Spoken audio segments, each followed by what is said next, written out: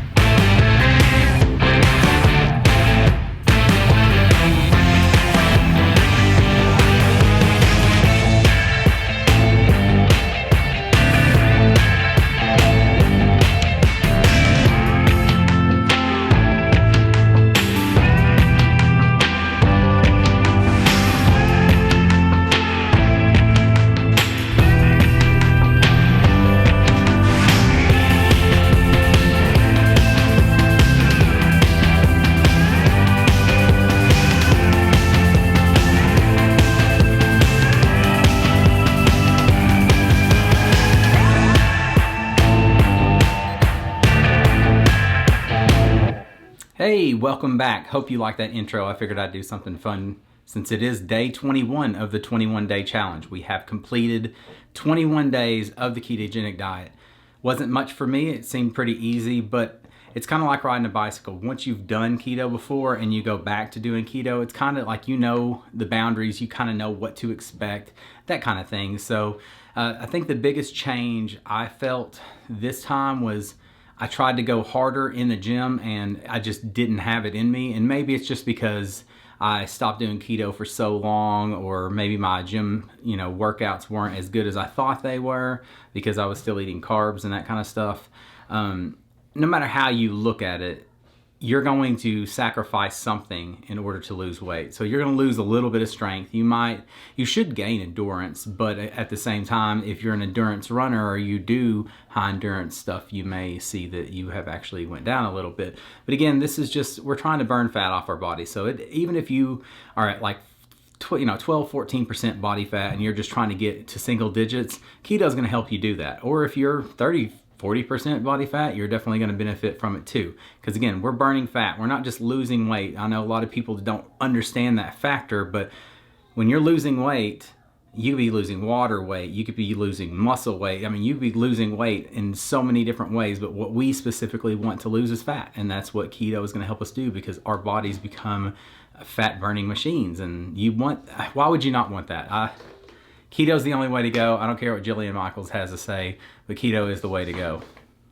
Anyway, so as you can see, I went to the gym this morning. Once I got back, I had my keto coffee. I also had 2 eggs and 2 pieces of bacon. I had to eat all that stuff real quick because I had a business interview that I had to do for, I don't know, it was like 2 hours. So I knew I was gonna be locked up in that, and I wanted to make sure and get my meal in before then, and I didn't want to eat where we were going, which I could have, but at the same time, I don't know what they put in their stuff. You know, who knows? No reason to guess whenever I could just do it myself.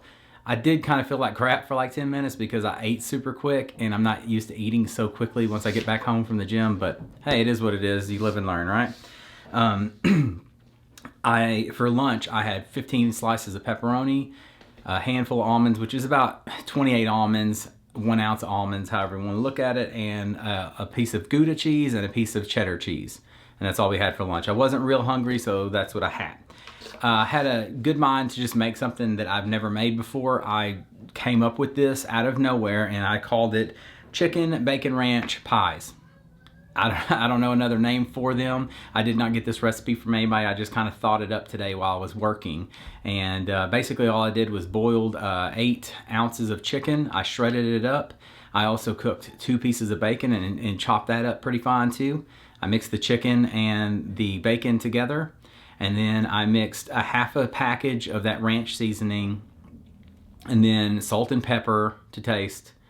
Put that in there, mixed all that up, and then I had about 70 grams of mozzarella, mixed all that up, and then mixed 2 ounces of melted cream cheese in there, and I mixed the whole thing up and then put them in little cupcake things. However, the cheese melted to the cupcake deals, and you couldn't really just pull them out as pies, so I kind of messed up on that one. So maybe you should just put that in a pan and bake it, or be honest with you, after you've cooked that chicken and everything else, you don't really have to cook anything if you don't want to. But I had the oven on like 450, and I cooked them for about, I don't know, 10 minutes. 10, 15 minutes, something like that. I wanted the cheese to melt. I wanted them to come out as like little cakes that you could like pick up and take a bite out of, but since it stuck to the wrapper, that didn't happen. And I guess if you got like silicone molds, maybe that wouldn't happen. I did spray them with like some butter spray like I would normally do if I was making anything else. I did have, what was it? I don't remember, 70 grams or so of salad, 10 grams of the cheese on top of there. I also had 5 tomatoes that we had, little cherry tomatoes, and I also did about 2.5 tablespoons of ranch. It looks like there's more there because it like spilt out on the side, but I didn't eat it all, so I ended up having about 2.5.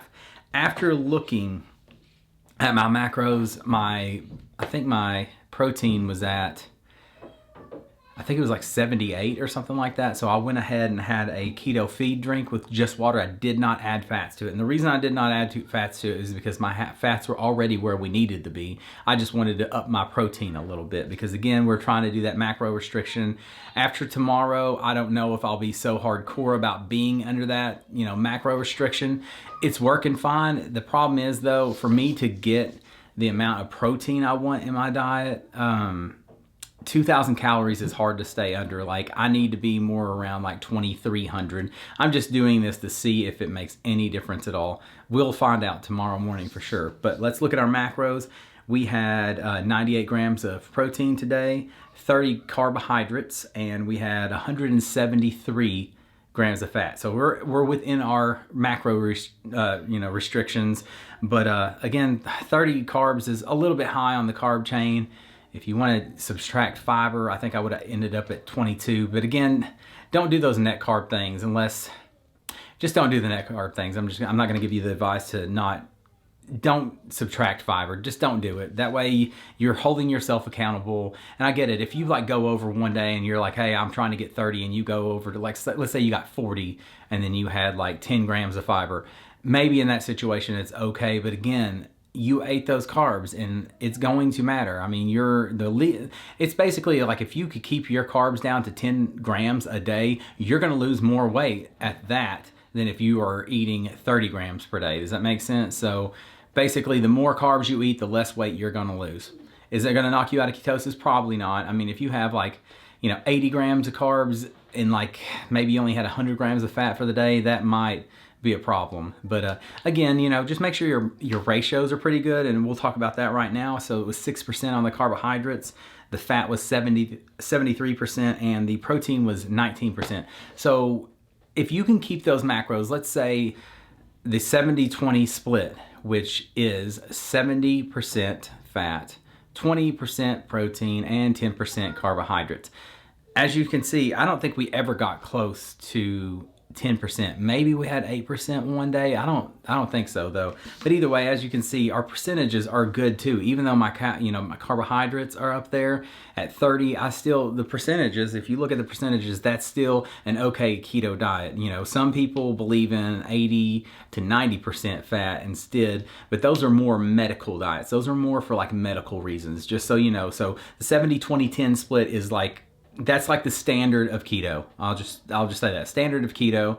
I prefer mine to be about 75 to about 25%. That's kind of where I do it. I try to get like at least above 70 every day. But anyway, that's enough about that. Our calories came in at 2,037, which is perfect.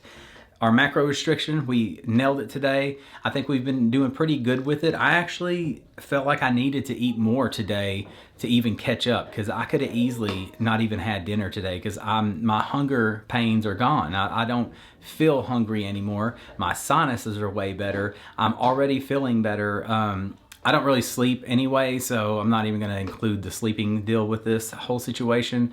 But everything else is good. You know, my bathroom habits, everything. I have no complaints at all. I don't have pain. I don't have joint pain.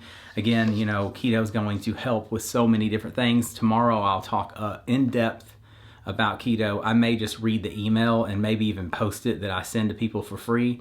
I don't know what I'll do tomorrow. We'll figure it out. But the one thing that will happen tomorrow is I will weigh in first thing in the morning, and we will see how much weight we total lost in 21 days. I was hoping it would be close to 20. I don't feel like it's going to be close to 20. Well, I was hoping it was going to be 20, but I think we're going to get close to 20. So anyway, I will let you go for today. And tomorrow I will talk to you briefly about, well, I don't know if it'll be brief or not. I tend to ramble, so who knows. But I will see you tomorrow briefly, and then this is the end of the series. I will not be posting stuff every single day. I just wanted to do this for you guys. That way, if you were following a 21-day plan, just to see if you were even interested in keto, this was going to help you, because you could always just eat every single thing I did like I did. However you want to do it. Again, I'm just trying to help you guys. This is completely for y'all. It's not for me. Until tomorrow, keep it keto.